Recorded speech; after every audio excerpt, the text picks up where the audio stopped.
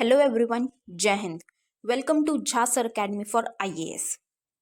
Guys, यहाँ पे आपको सिविल सर्विसेज की प्रिपरेशन कराई जाती है और हेल्प की जाती है कि आपको किस तरीके से प्रिपेयर करना है। यहाँ पे आपको आपकी प्रिपरेशन को एनहांस करने के लिए कुछ फ्री कंटेंट्स प्रोवाइड किए जाते हैं आपकी प्रिपरेशन के लिए। कहाँ पे आपको यूट्यूब प्लेलिस्ट में मिल जाएगा। आप यूट्यूब पे जब जाएंगे तो आपको वहाँ पे वेरियस प्लेलिस्ट अवेलेबल होंगी, जहाँ पे आपको जो डेली करंट अफेयर्स के लेक्चर्स अपलोड किए जाते हैं आपको उनकी प्रॉपर तरीके से प्लेलिस्ट अवेलेबल होगी। उसी के साथ साथ आपको मंथली प्लेलिस्ट भी मिलेगी करंट अफेयर्स की और ईयरली प्लेलिस्ट भी मिलेगी। और साथ ही जो करंट अफेयर्स डेली बेसिस पे आप लोगों को प्रोवाइड किए जाते हैं उन्हीं की फ्री ऑफ कॉस्ट आपको पीडीएफ्स भी दी जाती है हमारे टेलीग्राम चैनल पे। सो गाइज, अगर आपने टेलीग्राम चैनल ज्वाइन नहीं किया है तो तुरंत डिस्क्रिप्शन बॉक्स में जाइए, वहाँ पे आपको लिंक प्रोवाइडेड होगा जहाँ से आप हमारे चैनल को ज्वाइन कर सकते हैं और वहाँ से आप हमारी सारी पीडीएफ्स का एक्सेस ले सकते हैं। और उसी के साथ साथ गाइज, आप लोगों के लिए एक बहुत ही अच्छा इनिशिएटिव स्टार्ट किया गया है मेंस के प्रीवियस ईयर क्वेश्चन एनालिसिस का। आपको आपके लिए डेली बेसिस पर एनालिसिस किया जाता है और उसकी आप लोगों को प्लेलिस्ट प्रोवाइडेड है हमारे यूट्यूब चैनल पे ही। अलग अलग पेपर में प्रोवाइडेड है आप लोगों के कन्वीनियंस के लिए, GS1, GS2, GS3 and GS4 की। उसी के साथ साथ आप लोगों के लिए जीएस के अलग अलग सब्जेक्ट्स की भी प्लेलिस्ट अवेलेबल है। इकोनॉमिक्स है, जैसे सीसैट की आप लोगों के पास प्लेलिस्ट होगी और हिस्ट्री की भी प्लेलिस्ट आपको मिल जाएगी जो कि बिल्कुल फ्री होगी, वो आपको यूट्यूब पे ही अवेलेबल होगी। और इन्हीं प्लेलिस्ट में साथ ही साथ नए नए कंटेंट्स भी रेगुलर बेसिस पे ऐड ऑन किए जाएंगे, जिसके लिए आप लोगों को झा सर अकेडमी को रेगुलरली फॉलो करना है और अपनी प्रिपरेशन को एनहांस करना है, राइट। और उसी के साथ साथ गाइज, कुछ पेड कोर्सेज भी हैं जो आप लोगों के लिए लाए गए हैं Jha sir academy for IAS के द्वारा, जो जिन पेड कोर्सेज को झा सर खुद पर्सनली मेंटोर करते हैं, खुद उसको रिलेट करते हैं। जैसे कि जीएस का प्री प्लस मेंस बैच है गाइस, बिल्कुल जीरो से तैयारी करवाई जा रही है। झा सर खुद तैयारी करवाते हैं, पर्सनल गाइडेंस आपको दी जाती है, प्रॉपर तरीके से आपको अटेंशन प्रोवाइड की जाती है और बिल्कुल बेसिक से आपको तैयारी करवाई जा रही है आपकी प्रिपरेशन को एनहांस करने के लिए, राइट। तो आप इन कोर्सेज को भी ज़रूर ज्वाइन कीजिए। जैसे कि एक मेंस का भी आंसर राइटिंग का टेस्ट सीरीज बैच चल रहा है और प्रीलिम्स का भी टेस्ट सीरीज कोर्स चल रहा है गाइज, जो आपको हमारी ऐप पे टेस्ट सीरीज प्रोवाइड की जाएंगी। 10,000 क्वेश्चंस की आपको प्रैक्टिस कराई जाएगी। वो 10,000 क्वेश्चंस आपको कहाँ पे अवेलेबल होंगे? Jha sir academy for IAS की वेबसाइट पे भी अवेलेबल है और हमारा एक ऐप भी है Jha sir academy for IAS. आप अगर डालेंगे तो प्ले स्टोर से आपको वो ऐप मिल जाएगी, आप उसको डाउनलोड कर सकते हैं। वहाँ पे आपको प्रीलिम्स की टेस्ट सीरीज का एक्सेस भी मिल जाएगा और उसी के साथ साथ इतनी बेहतरीन ऐप है कि आपको वहाँ पे स्टडी टूल्स भी अवेलेबल हैं कि आपकी जो स्टडी है आप उसको ट्रैक कर सकते हैं कि आप कितना टाइम इफेक्टिवली स्टडी कर रहे हैं। तो इस ऐप को गाइज ज़रूर ज्वाइन कीजिएगा, डाउनलोड कीजिएगा और वेबसाइट भी अवेलेबल है। उस वेबसाइट पे भी आप जाके सब कुछ एक्सेस कर सकते हैं जो कि ऐप पे अवेलेबल है, right. So guys, Jha sir academy को रेगुलरली फॉलो करते रहिएगा। हेलो एवरीवन, जय हिंद। Welcome to Jha sir academy for IAS. Guys, हम कर रहे हैं साइंस की एनसीईआरटी क्लास 9th और क्लास 9th की एनसीईआरटी में हम अपना चैप्टर 9 कवर कर रहे थे। चैप्टर 9 है हमारा force and laws of motion. हमने almost half of the chapter cover कर लिया। बहुत ज़्यादा बड़ा चैप्टर नहीं है, हमने almost half of the chapter cover कर लिया है। इस चैप्टर में मेन चीज़ जो हमारे लिए इंपॉर्टेंट है वो है न्यूटन्स लॉज ऑफ मोशन। ठीक है, न्यूटन ने 3 लॉज दिए थे मोशन के। हमने अपने लास्ट लेक्चर में फर्स्ट लॉ ऑफ मोशन पढ़ा था। आज हम सेकेंड और थर्ड लॉ ऑफ मोशन पढ़ेंगे। सो लास्ट लेक्चर में हमने क्या पढ़ा था उस चीज़ को थोड़ा सा एक बार ओवरव्यू ले लेते हैं, रिवाइज कर लेते हैं फटाफट से। उसके बाद अब हम अपने आगे के लेक्चर को कंटिन्यू करेंगे और अपना सेकेंड और थर्ड लॉ ऑफ मोशन पढ़ के इस चैप्टर को वाइंड अप करेंगे, right. So let's start with it. तो हमने क्या चीज़ पढ़ी थी? हमने मोशन के बारे में, तो हमने जैसे लास्ट चैप्टर में मोशन का बेसिक्स पढ़ा था। अब इस चैप्टर में हमने क्या चीज़ देखी है कि मोशन में क्या था कि पहले ये चीज़ थी कि भाई एक नेचुरल स्टेट होती है हर एक ऑब्जेक्ट की, जो होती है रेस्ट। कि कोई भी ऑब्जेक्ट को जब जब भी हम मूविंग पोजीशन पे डालेंगे, मोशन में डालेंगे, तो वो at a point of time वो रेस्ट पे आ ही जाएगा। ठीक है, तो इसीलिए नेचुरल स्टेट थी। लेकिन उसके बाद गैलीलियो गैलीली ने, न्यूटन ने अपने कुछ ऑब्जर्वेशंस दी, अपनी स्टडीज़ दी, अपने लॉज दिए, जिसकी वजह से काफ़ी कुछ अलग चीज़ें निकल के बाहर आई। ठीक है, तो हमने किन चीज़ों के बारे में पढ़ा था? हमने एक फोर्स देखा था कि फोर्स क्या होता है। तो फोर्स होता है पुश और पुल ऑफ एन ऑब्जेक्ट। ठीक है, जब हम किसी भी चीज़ को खींचते हैं या फिर उसको धक्का लगाते हैं, उसको मोशन में लेके आने के लिए उस पर हम दबाव डाल रहे हैं ना, प्रेशर लगा रहे हैं, उसको हम क्या कहते हैं? फोर्स कह देते हैं। ठीक है, उसके बाद हमने बैलेंस्ड एंड अनबैलेंस्ड फोर्सेस की पढ़ी थी। तो बैलेंस्ड फोर्सेस हमें बैलेंस से पता चल रहा है कि जैसे मान लो दोनों जगह पे हमने रोप वाले गेम की बात की थी कि दोनों ही साइड पे क्या है? सेम फोर्स लग रहा है। 4% इस साइड है, 4% इस साइड है, दोनों ही इक्वल फोर्स लगा रहे हैं। अनबैलेंस्ड फोर्स कौन सा होगा? कि जब एक साइड फोर्स ज्यादा है in comparison to the other side. तो हमने यहाँ पे किस तरीके से फिर इसको समझा था साइंटिफिकली कि बैलेंस्ड फोर्स वो होता है जहाँ पे जो भी ऑब्जेक्ट है वहां पे वो अपनी एक कांस्टेंट स्पीड, कांस्टेंट वेलोसिटी, एक यूनिफॉर्म मोशन में चल रहा है। ठीक है, यूनिफॉर्म फोर्स उस पर लग रहा है कि वो जिस डायरेक्शन में उसको फेंका जा रहा है वो उसी डायरेक्शन में नॉर्मल स्पीड से वो चलता जा रहा है, बिल्कुल सेम। और अनबैलेंस्ड फोर्स वो होता है जब हम किसी बैलेंस्ड फोर्स पे कोई एक्सटर्नल फोर्स लगाते हैं, कुछ बाहर से हम कुछ अगर उस पर प्रेशर डालते हैं, फोर्स लगाते हैं, एक्सर्ट करते हैं, तो वो हमारा क्या बन जाता है? Unbalanced force. जैसे कि हमने वो बॉल वाले एग्जाम्पल में देखा था कि बॉल का हमने एग्जाम्पल लिया था कि एक सर्कुलर पाथ है, उस पर बॉल रिलीज कर दी जाए तो वो एक अपनी जैसे ही वो बॉल रिलीज करी है उसका काम क्या है? वो अपना एक नॉर्मल स्पीड से क्या करेगी? अपना सर्कुलर पाथ कंप्लीट करेगी। That is a balanced force. But अगर हम उसी बॉल को, उस बॉल पे हम अगर दूसरी बॉल से हिट करते हैं तो हमने क्या किया? एक्सटर्नल फोर्स उस पर लगाया उस बॉल पे। तो एक्सटर्नल फोर्स लगाने से वो क्या हो गया? फिर अनबैलेंस फोर्स हो गया। ठीक है, this is the difference between balance and unbalance force. उसके बाद हमने फिर फर्स्ट लॉ ऑफ मोशन के बारे में पढ़ा। फर्स्ट लॉ ऑफ मोशन में क्या था कि सबसे पहले ये चीज गैलीलियो ने अपने कुछ इंक्लाइंड प्लेन वगैरह से क्या किया था? बताया था। वो चीज़ हमारे लिए इंपॉर्टेंट नहीं है, इंक्लाइन प्लेन वगैरह उन्होंने कैसे बताया। हमारे लिए इंपॉर्टेंट क्या चीज़ है कि उन्होंने क्या चीज़ रखी कि जब तक एक चीज़ पे एक फोर्स है या एक ऑब्जेक्ट है, जब तक वो नॉर्मली चल रहा है तब तक वो बैलेंस्ड है। और जब हम उस पर कोई अगर बाहर से कोई प्रेशर एक्सर्ट करेंगे तो वो क्या हो जाएगा? अनबैलेंस्ड फोर्स हो जाएगा वो, कि हम उसको ऑपोजिट साइड से या बाहर से हम उसको कोई फोर्स लगा रहे हैं तो।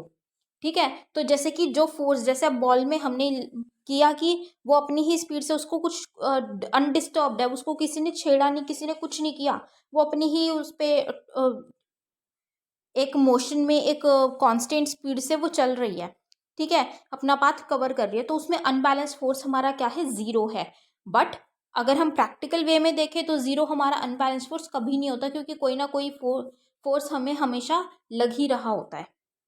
ठीक है, तो ये सारी चीज़ें जब गैलीलियो ने अपने आइडियाज़ के थ्रू दी तो उस पर क्या किया? न्यूटन ने फिर अपनी रिसर्च की और ज़्यादा उसके बारे में पढ़ा और अपनी उस ऑब्जर्वेशंस पे, स्टडीज़ पे जब उन्होंने फर्दर इलैबोरेट किया तब उन्होंने अपने 3 लॉज ऑफ मोशन दिए। फर्स्ट लॉ ऑफ मोशन में उन्होंने यही चीज़ बोली कि एक ऑब्जेक्ट हमेशा स्ट्रेट लाइन में या एक यूनिफॉर्म मोशन में चलता है, या फिर एक ऑब्जेक्ट रेस्ट पे रहता है, मतलब कि वो हिल नहीं रहा, वो बिल्कुल अपने रेस्ट पे है, या एक ऑब्जेक्ट चल रहा है तो वो एक यूनिफॉर्म मोशन में चल रहा है जब तक कि उस पे कोई भी चेंज ना लाया जाए। किस तरीके से चेंज? कि उस पर कोई भी प्रेशर फोर्स एक्सर्ट ना किया जाए। कोई फोर्स अगर हम उस पर अप्लाई नहीं कर रहे हैं, दैट मीन्स उन्होंने भी वही बात कही है कि अगर वो रेस्ट पे है या वो एक यूनिफॉर्म मोशन में चल रहा है, दैट इज वो बैलेंस्ड है। तो वो तब तक बैलेंस है जब तक कि हम उस पर बाहर से कोई एक्सटर्नल फोर्स नहीं लगा रहे, फोर्स अप्लाई नहीं कर रहे।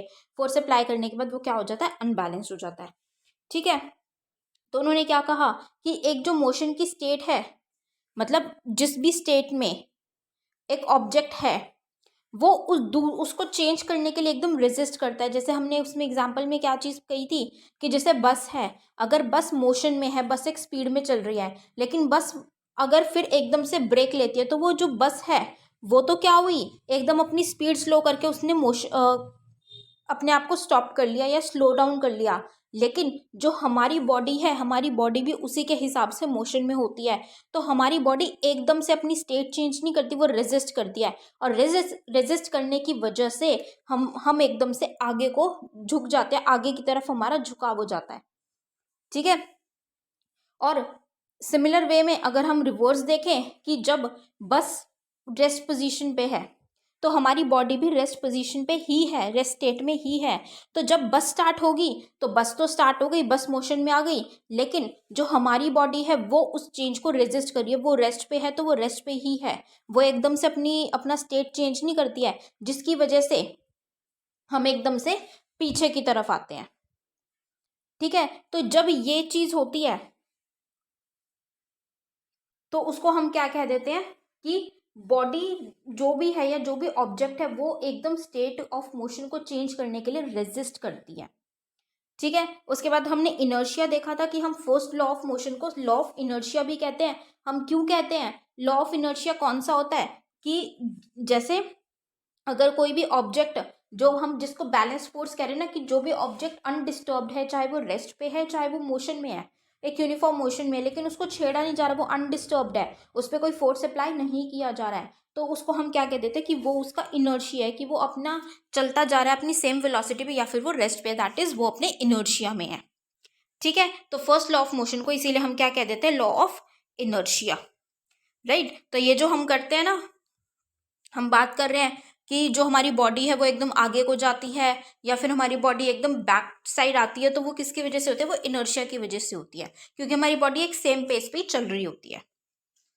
ठीक है, उसके बाद फिर हमने इनर्शिया और मास पढ़ा था कि जिसका मास जितना भी ज्यादा होगा, मतलब अगर कोई चीज बड़ी है तो उसका इनर्शिया भी उतना ही ज्यादा होगा। जैसे कि हमने ट्रेन का एग्जाम्पल लिया था कि एक ट्रेन है, ट्रेन तो बहुत बड़ी होती है। अब ट्रेन के अंदर जैसे हम एज अ पैसेंजर जब ट्रेन में ट्रैवल कर रहे हैं तो हमारे पास एक बैग है, हमने वो बैग क्या किया? वहां पे ट्रेन में रख दिया बैग। तो जब हम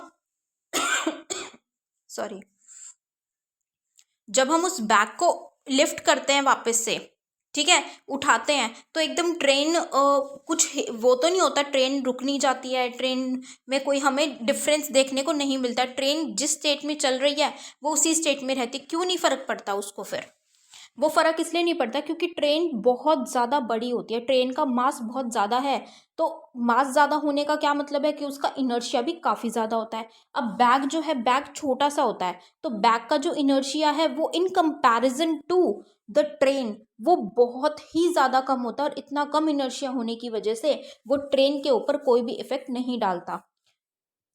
जो ट्रेन की स्टेट है उस पर कोई भी फर्क नहीं पड़ता उसकी वजह से। राइट, तो ये था इनर्शिया एंड मोशन। सो ये हमने क्या पढ़ा था? फर्स्ट लॉ ऑफ मोशन अपने लास्ट लेक्चर में हमने यहाँ तक कवर अप कर लिया था।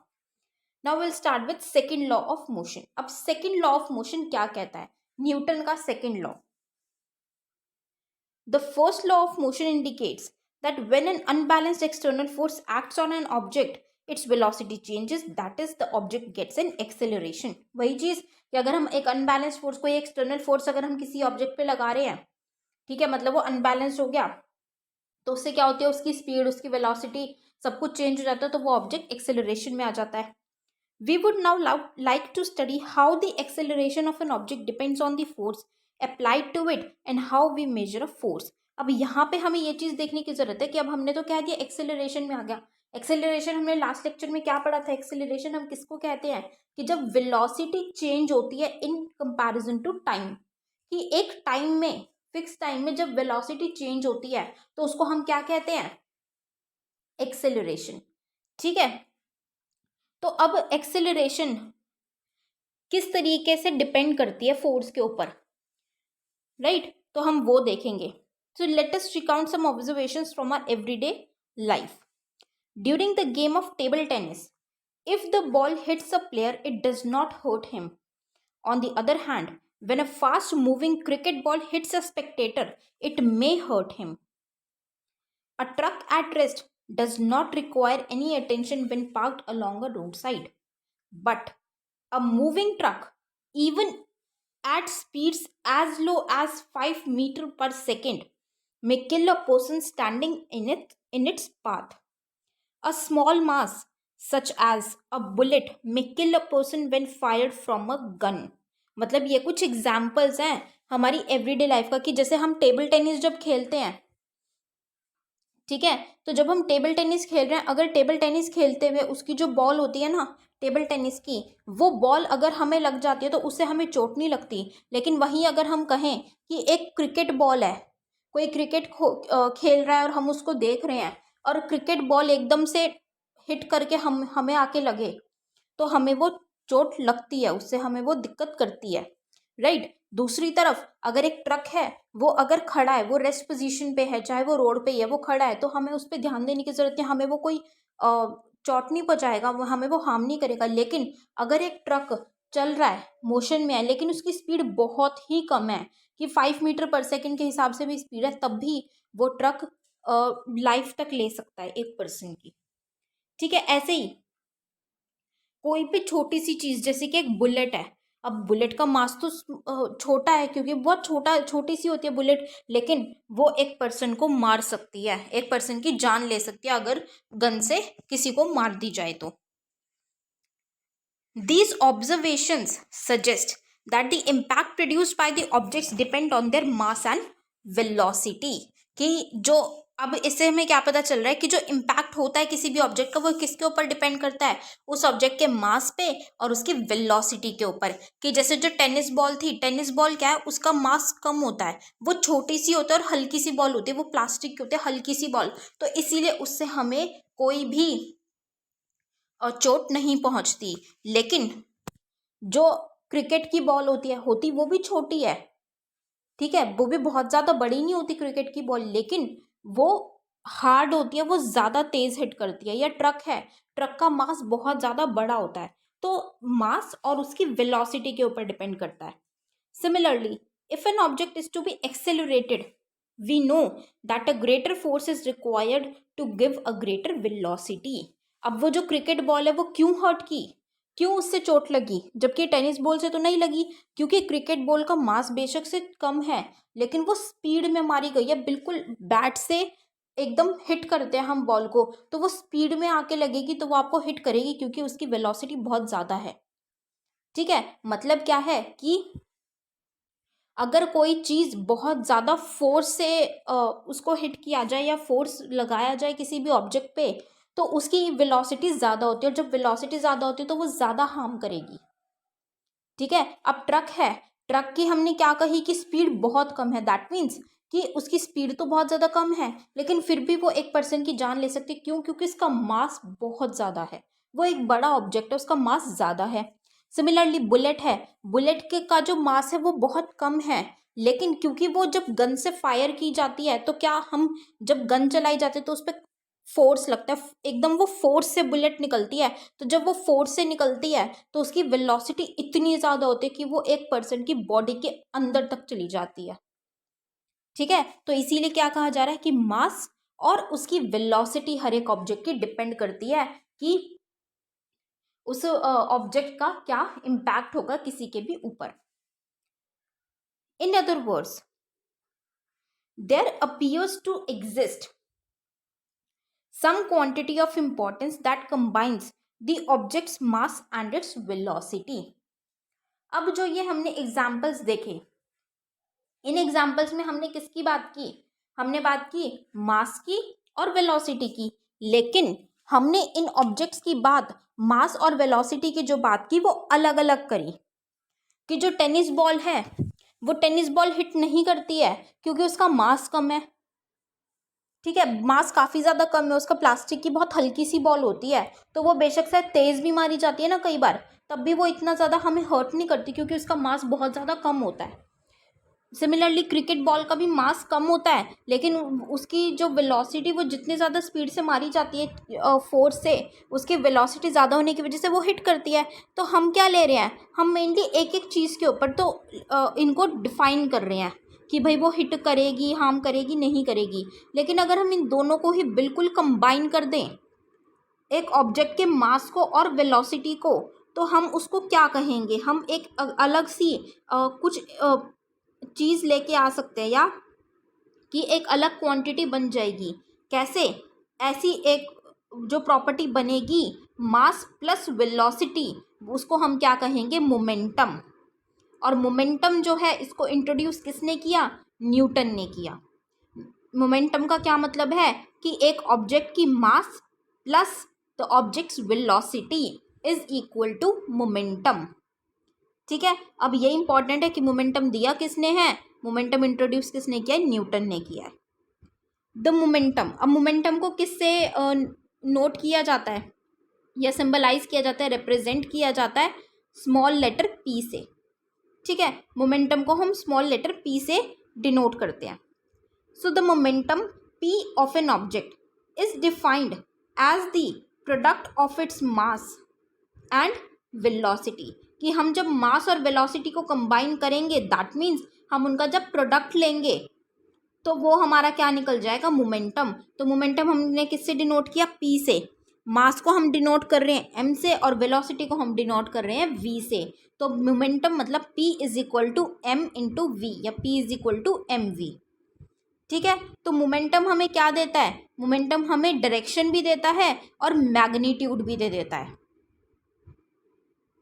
ठीक है ना, क्या दे रहा है, डायरेक्शन भी और मैग्नीट्यूड भी। इंपॉर्टेंट पॉइंट है ये। Its direction is the same as that of velocity v, इसकी डायरेक्शन हम सेम लेते हैं जैसे कि वेलोसिटी की डायरेक्शन होगी, वही डायरेक्शन हम मोमेंटम की लेंगे।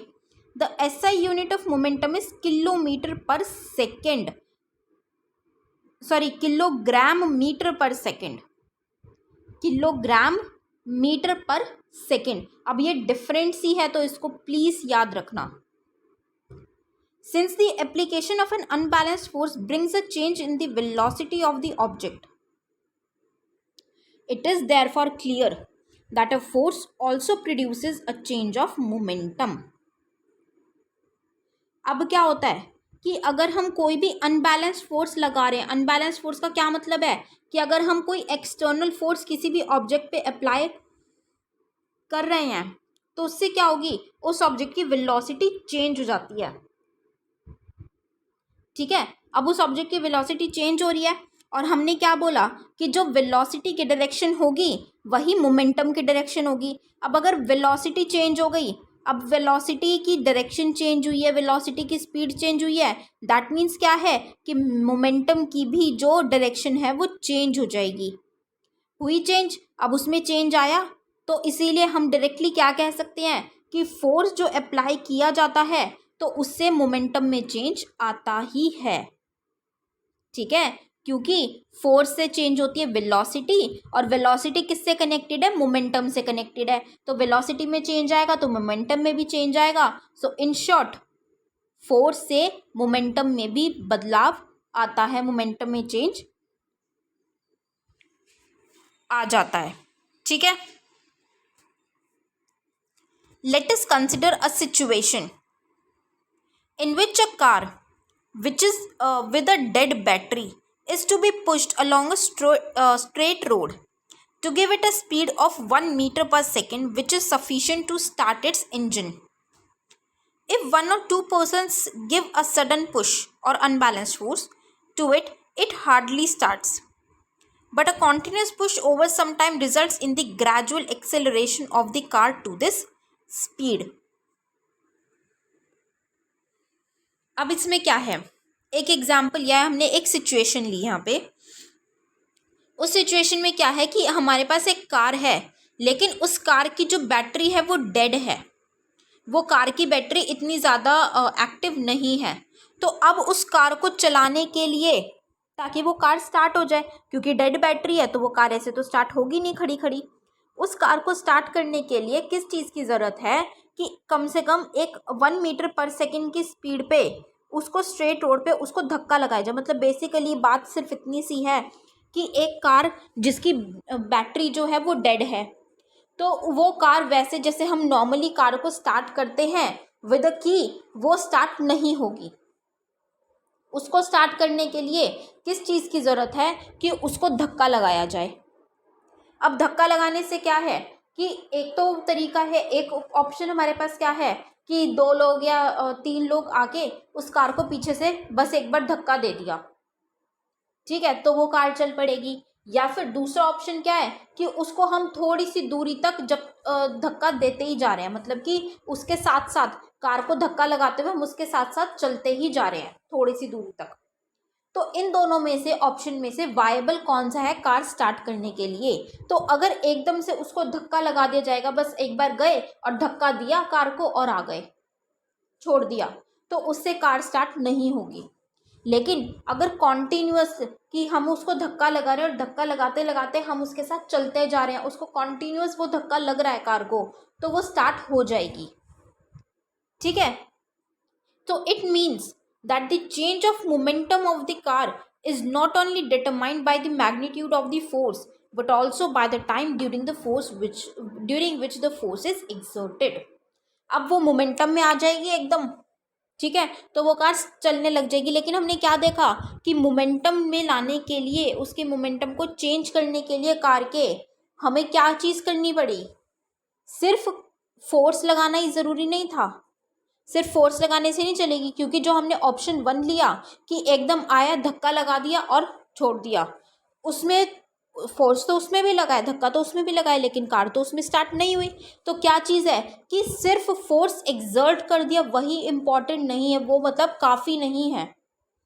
उसी के साथ साथ टाइम भी मैटर करता है कि वो फोर्स कितनी देर तक लगाया जा रहा है उस पर, ताकि उस ऑब्जेक्ट के मोमेंटम को चेंज किया जा सके। ठीक है, तो फोर्स के साथ साथ उस फोर्स को लगाने वाला टाइम भी ज़रूरी है। It may then also be concluded that the force necessary to change the momentum of an object depends on the time rate at which the momentum is changed. कि मतलब कि जो फोर्स की ज़रूरत होती है मोमेंटम में चेंज लेके आने के लिए, हमने देखा तो मोमेंटम में चेंज लेके आने के लिए फोर्स की तो ज़रूरत है, लेकिन वो फोर्स भी किसके ऊपर डिपेंड करता है कि वो फोर्स कितने टाइम के लिए लगाया जा रहा है। So the second law of motion states that the rate of change of momentum of an object is proportional to the applied unbalanced force in the direction of force। तो अब ये सेकेंड लॉ ऑफ मोशन, इस पूरे से हमारा क्या निकल के आ रहा है, सेकेंड लॉ ऑफ मोशन क्या है कि मोमेंटम में चेंज लेके आने के लिए किसी भी ऑब्जेक्ट के जो मोमेंटम का रेट है चेंज होने का, वो किसके प्रोपोर्शनल होता है, अनबैलेंस्ड फोर्स के प्रोपोर्शनल। अनबैलेंस्ड फोर्स के प्रोपोर्शनल का क्या मतलब है कि जितना ज़्यादा अनबैलेंस्ड फोर्स लगाया जाएगा, मतलब एक्सटर्नल फोर्स उसकी डायरेक्शन में लगाया जाएगा, उस फोर्स की मतलब उसी डायरेक्शन में, ठीक है, जितना ज़्यादा फोर्स लगाया जाएगा उतना ही रेट से उतने ही ज़्यादा मोमेंटम में चेंज आएगा।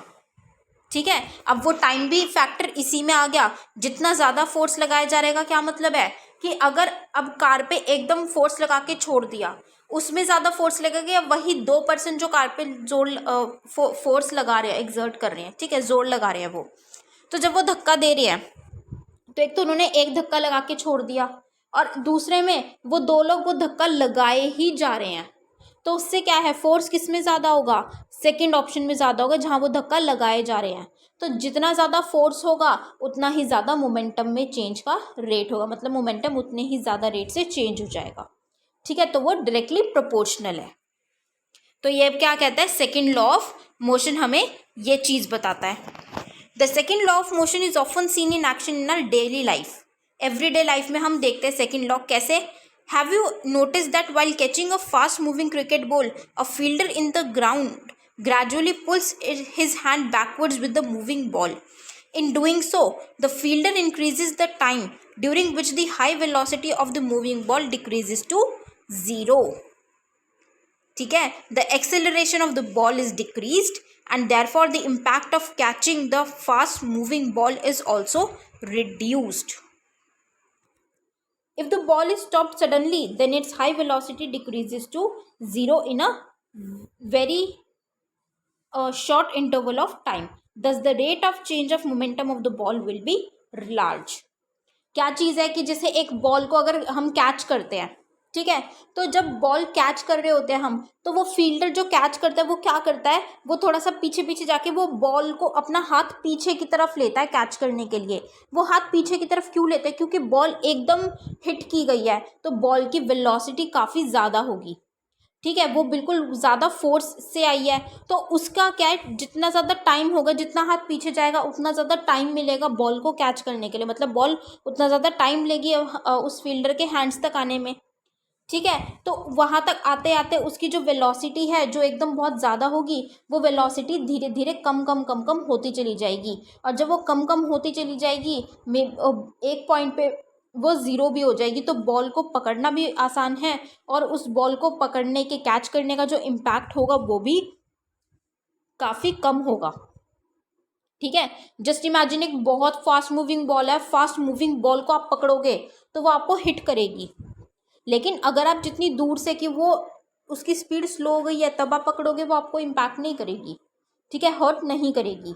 तो वो चीज़ है। लेकिन अगर कोई बॉल हिट की और हिट करने पे वो बहुत जल्दी रुक जाती है, बहुत पहले, ठीक है, बहुत उसने कम टाइम लिया, तो उसका क्या मतलब है कि उसका जो रेट था मोमेंटम का चेंज होने का जो रेट था वो काफ़ी ज़्यादा था, क्योंकि वो बहुत जल्दी चेंज हो गई, एकदम से बहुत जल्दी रुक गई। और वो जितना टाइम लेगी रुकने में उतना ही कम उसका चेंज होगा, चेंज का रेट होगा, क्योंकि वो उसने टाइम लिया अपना मोमेंटम चेंज करने में। Therefore, a large force would have to be applied for holding the catch that में hurt the palm of the fielder। वही चीज़ है कि ज़्यादा फोर्स हमें भी लगाना पड़ेगा उस फील्डर को और वो उसके हाथ को चोट पहुंचा सकता है अगर ज़्यादा फोर्स से ज़्यादा वेलोसिटी की बॉल पकड़ी जाएगी तो। If in a high jump athletic event, the athletes are made to fall either on a cushioned bed or on a sand bed. This is to increase the time of the athlete's fall to stop after making the jump. ठीक है, उनको एक रखा जाता है ना कि cushion का या सैंड का बेड होता है, ताकि उनके गिरने का टाइम जो है वो थोड़ा सा उसमें फ़र्क आ जाए और वो जैसे नीचे गिरे तो उनको उतनी चोट ना लगे। This decreases the rate of change of momentum and hence the force. तो उसका जो मोमेंटम चेंज होने का जो रेट है वो कम हो जाता है उससे, और वो कम होने से फोर्स भी कम हो जाता है, जिसकी वजह से उसको चोट नहीं लगती। ठीक है, तो ये था हमारा सेकंड लॉ ऑफ मोशन। अब सेकंड लॉ ऑफ मोशन का क्रक्स बेसिकली क्या है कि फोर्स जो है वो फोर्स से मोमेंटम में चेंज आता है, और मोमेंटम में चेंज लेके आने के लिए मतलब वही है कि मोमेंटम में जो चेंज आएगा वो किस बेसिस पे आएगा कि कितना ज़्यादा एक्सटर्नल फोर्स उस पर लग रहा है, उसके हिसाब से ही मोमेंटम में चेंज आएगा। ठीक है, इतनी सी चीज़ है। उसके बाद आता है हमारा third law of motion. The first two laws of motion tell us how an applied force changes the motion and provide us with the method of determining the force। कि जो फोर्स अप्लाई किया जाता है उससे जो motion है जिसमें वो चल रहा है ऑब्जेक्ट वो एकदम से चेंज हो जाता है। The third law of motion states that when one object exerts a force on another object, the second object instantaneously exerts a force back on the first। Third law of motion क्या कह रहा है? अब हमने first law में भी क्या बात की कि एक आउटसाइड जो फोर्स है वो एक्सर्ट होता है, मतलब कि अगर वो सेम बैलेंस फोर्स रहता है जब तक कि कोई एक्सटर्नल फोर्स उस पर अप्लाई नहीं होता। एक्सटर्नल फोर्स अप्लाई होने की वजह से उस ऑब्जेक्ट का जो मोशन है वो चेंज हो जाता है। लेकिन थर्ड लॉ ऑफ मोशन क्या कह रहा है कि अगर एक ऑब्जेक्ट दूसरे ऑब्जेक्ट पे प्रेशर एक्सर्ट करता है, फोर्स एक्सर्ट करता है, तो वो दूसरा ऑब्जेक्ट भी उस पहले ऑब्जेक्ट पे अपना वापस से अपना फोर्स लगाता है। जैसे कहते हैं ना कि एक पर्सन ने अगर दूसरे को मारा तो वो रिवर्ट बैक करता है उसको कि अच्छा तूने मुझे मारा, ले बेटा ले। ठीक है, तो वही चीज़ वो एक ऑब्जेक्ट के साथ भी होती है कि अच्छा तूने मेरे ऊपर फोर्स लगाया, ले रिवर्ट बैक फोर्स। वो चीज़ वो है third law of motion. These two forces are always equal in magnitude but opposite in direction. ये मैग्नीट्यूड में बिल्कुल सेम होते हैं कि मतलब जितना फोर्स एक तरफ से आया है कि अच्छा तूने मुझे इतनी तेज़ थप्पड़ मारा, मैं भी तुझे इतनी ही तेज़ थप्पड़ मारूंगा, तूने मुझे एक पत्थर मारा, मैं भी तुझे एक ही पत्थर मारूंगा। तो वो चीज़ वो इक्वल होता है बिल्कुल, लेकिन उसकी डायरेक्शन ऑपोजिट होती है। डायरेक्शन कैसे कि एक तरफ से आ रहा है, इधर से फोर्स आया है तो दूसरा वो जो फोर्स मारेगा, जैसे 2 पर्सन है, ठीक है, मान लो एक नॉर्थ में खड़ा है तो दूसरा साउथ में खड़ा है, ठीक है, तो वो जो नॉर्थ वाले ने मारा पत्थर तो वो दोबारा उसको वापस रिवर्ट करने के लिए साउथ में से पत्थर मारेगा ना वो। ठीक है, तो वो ऑपोजिट डायरेक्शन में होता है। These forces act on different objects and never on the same object। अब ये जो फोर्सेज है ये डिफरेंट ऑब्जेक्ट्स पे फोर्स एक्सर्ट करती है, अपने सेम ऑब्जेक्ट पे नहीं करती। ठीक है, सेम ऑब्जेक्ट पे फोर्स एक्सर्ट नहीं होता कि दूसरे ने जिसने मारा है वो कहते हैं ना कि अरे चल तूने मार दे, चल तू तो अपना ही यार है, वो कहते थे ना तू अपना ही भाई है, चल कोई बात नहीं, लग गया होगा, चल कोई नहीं, मार दिया तो कोई नहीं। लेकिन अगर कोई दूसरे ग्रुप का है तो हम क्या करते, इसने कैसे मारा, तो उसको वापस से मारने जाते, तो वो डिफरेंट ग्रुप का है, डिफरेंट ऑब्जेक्ट पे वो फोर्स लगाता है। In the game of football sometimes we while looking at the football and trying to kick it with a greater force collide with the player of the opposite team। But both feel hurt because each applies a force to the other. कि जब football देख रहे होते हैं, ठीक है, तो उस टाइम पे क्या होता है फुटबॉल में, कि जब हम फुटबॉल पे देख रहे हैं तो जो प्लेयर्स गेम खेल रहे हैं ना, वो फुटबॉल की तरफ देख रहे हैं और देखते देखते वो उस पर बिल्कुल तेज़ की उस पर किक करने की कोशिश कर रहे हैं कि हम उस पर तेज़ी से किक कर दें। तो अब दोनों तरफ से प्लेयर्स आ रहे हैं दोनों टीम के, वो दोनों का ध्यान कहाँ पे, बॉल पे है, फुटबॉल पे किक करने के लिए। तो वो दोनों की आपस में टक्कर हो जाती है। तो जब टक्कर होती है तो किसको चोट लगती है? दोनों को ही चोट लगती है। ठीक है, जैसे हम कहते हैं ना कि दो पर्सन्स की टक्कर हो गई। अब जब टक्कर होती है तो दोनों को इक्वली लगती है। दोनों को इक्वली क्यों लगती है? क्योंकि दोनों की बॉडी इक्वल ही फोर्स एक्सर्ट करती है, इसीलिए दोनों को हर्ट होता है। In other words, there is a pair of forces and not just one force. The two opposing forces are known as the action and reaction forces. तो इसका क्या मतलब है? कोई एक फोर्स नहीं होता कि एक ही तरफ से नहीं होता। वो कहते हैं ना कि ताली एक हाथ से नहीं बजती, ताली दोनों हाथों से बजती है। ठीक है, तो यहाँ पे भी वही है कि फोर्स एक तरफ से नहीं होता, फोर्स दोनों तरफ से आता है। और उसमें हम क्या कहते हैं, जैसे हम कहते हैं ना एक्शन पे रिएक्शन हुआ है, कि एक एक्शन फोर्स होता है जो सबसे पहले आता है और उसके ऊपर उसके रिएक्शन में फिर दूसरा फोर्स आता है, तो वो रिएक्शन वाला फोर्स हो जाता है। ठीक है, let us consider two spring balances connected together. ठीक है, दो स्प्रिंग बैलेंसेस है, वो एक दूसरे से जुड़े हुए हैं। The fixed end of balance B is attached with a rigid support like a wall. मतलब कि दो अब स्प्रिंग बैलेंस हैं, वो एक दूसरे से जुड़े हुए हैं। अब जो बैलेंस बी है उसका जो एंड है वो एक रिजिड सपोर्ट, जैसे कि दीवार से कनेक्टेड है, दीवार से उसको अटैच कर दिया। When a force is applied through the free end of spring balance A, it is observe that both the spring balances show the same readings on their scales. मतलब क्या है, अब जो जैसे एक स्प्रिंग है, ठीक है, उसकी लेफ्ट साइड को मैंने मार्क कर दिया ए और राइट साइड को मैंने कह दिया बी। अब बी जो साइड है उसको मैंने ना चिपका दिया एक दीवार से, और जो ए साइड है मैंने उधर से ए साइड पे से हिट किया स्प्रिंग को। तो अब क्या होगा कि मैंने फोर्स तो कहाँ पे लगाया है? ए साइड पे लगाया है। ठीक है, अब ए साइड पे फोर्स लगाने की वजह से क्या हुआ, वो क्योंकि वो स्प्रिंग दीवार से चिपका हुआ है तो दीवार पे फोर्स लगेगा, तो दीवार भी वापस से अपना फोर्स लगाएगी, जिसकी वजह से ए साइड पे भी जो स्प्रिंग का ए साइड है वहाँ पे भी वो स्प्रिंग उतना ही वाइब्रेट करेगा और बी साइड से भी उतना ही ज़्यादा वाइब्रेट करेगा, वो क्योंकि उधर से दीवार से फोर्स लगा है। It means that the force exerted by spring balance A on balance B is equal but opposite in direction to the force exerted by the balance B on balance A। मतलब दोनों तरफ से equal force लगा है but opposite direction में है। Any of these forces can be as action and the other as reaction। अब इसमें से कोई भी action reaction हो सकता है। This gives us an alternative statement of the third law of motion, that is, to every action there is an equal and opposite reaction। अब ये क्या स्टेटमेंट देती है? बहुत इंपॉर्टेंट है ये वाली स्टेटमेंट। ये पूछा जा सकता है कि कौन से लॉ ऑफ मोशन में ये स्टेटमेंट मेंशन्ड है कि हर एक एक्शन के लिए उसका इक्वल या फिर उसका ऑपोजिट रिएक्शन होता है। मतलब रिएक्शन कुछ भी हो सकता है, चाहे उसी के इक्विवेलेंट हो चाहे उसका ऑपोजिट हो। ठीक है, मतलब इससे उससे समझ लो कि एक एक्शन हुआ, वो कहते हैं ना कि एक ने एक के मुंह पे थप्पड़ मारा, ठीक है, तो एक्शन का इक्वल रिएक्शन उसमें क्या होगा कि तूने मेरे को थप्पड़ मारा, ले मैंने भी तेरे एक थप्पड़ मार दिया, वो क्या है? Equal reaction. और ऑपोजिट रिएक्शन क्या होगा कि उसने थप्पड़ मारा, फिर कहता है कि अपना दूसरा गाल भी आगे कर ले, ले अब इस पे मार ले, वो क्या है? ऑपोजिट। कि उसने उस तरीके से रिएक्ट ही नहीं किया जिस तरीके से फर्स्ट पर्सन ने रिएक्ट किया, तो वो क्या है? ऑपोजिट। उसने रिएक्ट तो किया लेकिन उसने क्या कर, ले दूसरा गाल भी आगे कर दे, ले। ठीक है, मतलब मैं एक एग्जाम्पल एक सिर्फ समझाने के लिए आपको, मतलब याद करने के लिए बता रही हूँ। ठीक है, तो हर एक एक्शन पे इक्वल और ऑपोजिट रिएक्शन होता है। However, it must be remembered that the action and reaction always act on two different objects simultaneously। तो जो एक्शन और रिएक्शन होता है ये दो अलग अलग ऑब्जेक्ट्स पे होता है और एक ही टाइम पे होता है। ठीक है, suppose you are standing at rest. हाँ, suppose you are standing at rest and intend to start walking on a road.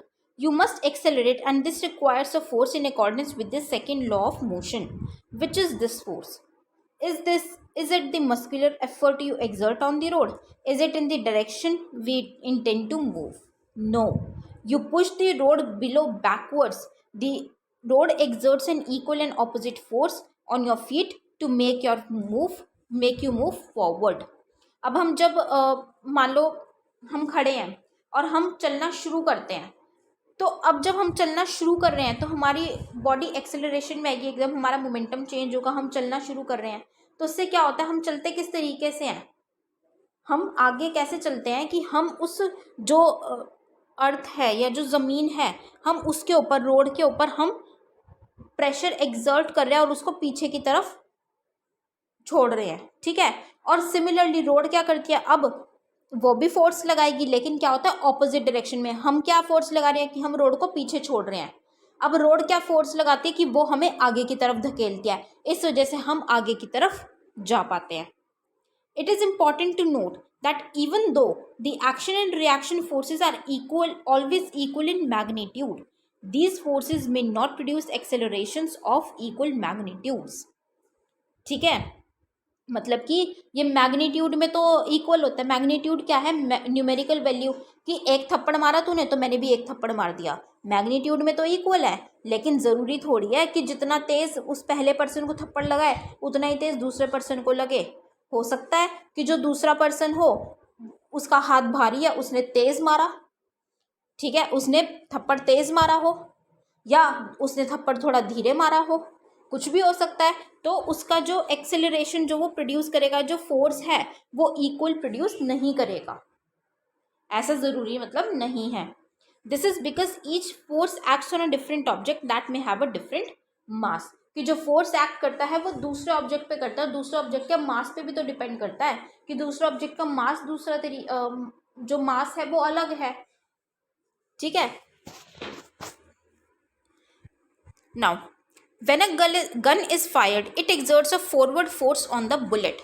अब जब हम एक बंदूक चलाते हैं, गन, तो क्या होता है, बुलेट बाहर कैसे आती है, क्योंकि वो बुलेट पे आगे की तरफ फोर्स लगाता है। ठीक है। The bullet exerts an equal and opposite reaction on the gun. This results in the recoil of the gun.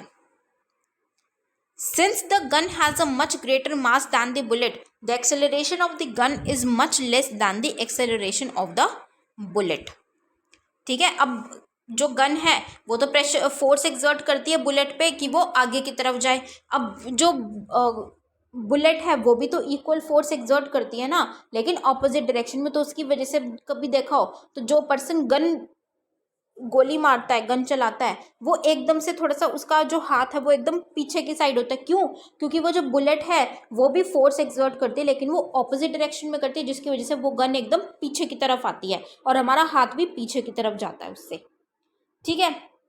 लेकिन अब क्योंकि जो गन है उसका मास ज़्यादा होता है इन कंपैरिजन टू बुलेट, काफ़ी ज़्यादा होता है, तो जो एक्सेलरेशन है वो इतना नहीं होता। कि गन जो है वो तो बहुत फोर्स से निकलती है, बहुत ज़्यादा फोर्स से जाती है स्पीड में, लेकिन जो गन है, मतलब बुलेट तो बहुत फोर्स से जा रही है गन में से निकल के, लेकिन जो गन है उसमें इतना ज़्यादा नहीं होता, थोड़ा सा हमारा हाथ पीछे जाता है, वो थोड़ी सी पीछे आती है। क्यों? क्योंकि वो एक्सेलरेशन का फ़र्क है, तो बहुत ज़्यादा फर्क उसमें नहीं आता।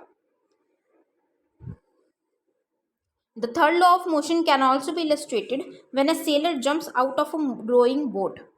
As the sailor jumps forward, the force on the boat moves it backwards.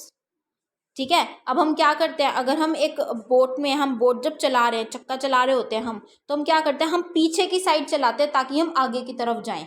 हम क्यों करते हैं? क्योंकि हम अगर पीछे की साइड फोर्स लगाएंगे पानी में, अगर हम पानी पे पीछे की साइड फोर्स लगाएंगे तो पानी हम फोर्स ऑपोजिट फोर्स लगा के हमें आगे की तरफ धकेलेगा। ठीक है। Now place 2 children on one cart and one on another cart. The second law of motion can be seen as this arrangement would show different accelerations for the same force. ठीक है, ये इंपॉर्टेंट नहीं है, main था हमारा third law of motion.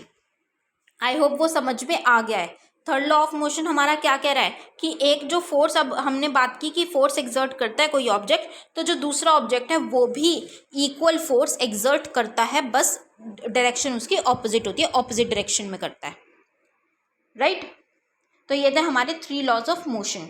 अभी हमारा last topic है कंजर्वेशन लॉज। अब कंजर्वेशन लॉज क्या होते हैं? All conservation laws such as conservation of momentum. Conserve करना मतलब क्या होता है? संरक्षण करना, ठीक है, संरक्षित करना। So conservation of momentum, energy, angular momentum, charge etcetera are considered to be fundamental laws in physics.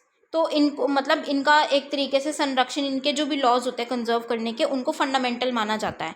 These are based on observations and experiments, कि भाई क्या है क्या नहीं है, एक्सपेरिमेंट के बेसिस पे वो बताते हैं। It is important to remember that a conservation law can not be proved. मतलब उसको माना गया है लेकिन उसको एक ऑब्जर्व करके बताया, लेकिन उसको प्रूव नहीं किया जा सकता। इट कैन बी वेरीफाइड और डिसप्रूव्ड बाय एक्सपेरिमेंट्स। उसको एक्सपेरिमेंट से वेरीफाई कर सकते हैं। An experiment whose result is in conformity with the law verifies और substantiates the law, it does not prove the law. ठीक है, कि एक्सपेरिमेंट हुआ, उसमें अगर वही बात निकल के आ रही है जो रिजल्ट बताया गया है, तो उससे क्या है, वो वेरीफाई हो रहा है, लेकिन वो प्रूव किया जा रहा है ऐसा हम नहीं कह सकते। On the other hand, a single experiment whose result goes against the law is enough to disprove it. और अगर एक कोई एक्सपेरिमेंट ने उसको वेरीफाई नहीं किया, तो उसको हम क्या कह सकते हैं कि वो डिसप्रूव कर रहा है।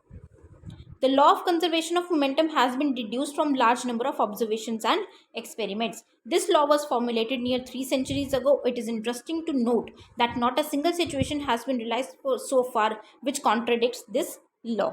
Several experiences of everyday life can be explained on the basis of the law of conservation of momentum. कुछ नहीं है कंजर्वेशन लॉज में, सिंपल सी चीज़ है कि ऑब्जर्वेशंस और एक्सपेरिमेंट्स के बेसिस पे कुछ लॉज सेट किए जाते हैं, और ये लॉज ऐसे होते हैं जिनको कि हम वेरीफाई कर सकते हैं, लेकिन हम इनको प्रूव नहीं कर सकते।